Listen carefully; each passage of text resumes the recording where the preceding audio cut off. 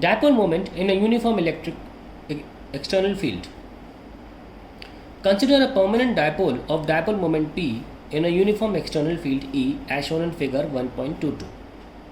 By permanent dipole we mean that P exists irrespective of E. It has not been induced by E. So remember this. There is a force QE on Q and a force minus QE on minus Q. The net force on the dipole hence is 0 since E is uniform. However, the charges are separated, so the forces act at different points, resulting in a torque on the dipole. When the net force is 0, the torque, we can also say couple, is independent of the origin.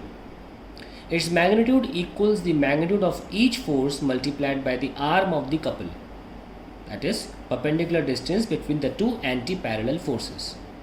Magnitude of torque equals to either force, which is QE, into 2a sin theta. So we get 2QA E sin theta.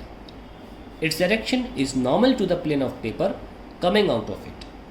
The magnitude of P cross E is also PE sin theta, and its direction is normal to the plane of paper, that is coming out of it.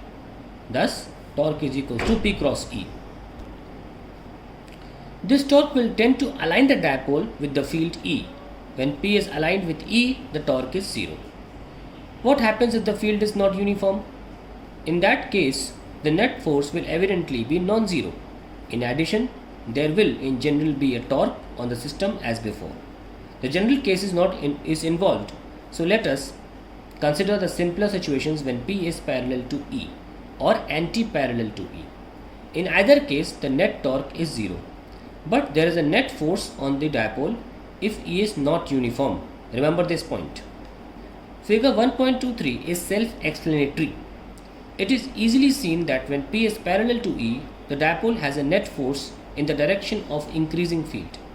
When P is anti-parallel to E, the net force on the dipole is in the direction of decreasing field. In general, the force depends on the orientation of P with respect to E. This brings us to the common observation in frictional electricity. A comb run through dry hair attracts pieces of paper. The comb, as we know, acquires charge through friction. But the paper is not charged. What then explains the attractive force? Taking clue from the preceding discussion, the charged comb polarizes the piece of paper, that is, induces a net dipole moment in the direction of field. Further, the electric field due to the comb is not uniform. In this situation, it is easily seen that the paper should move in the direction of comb.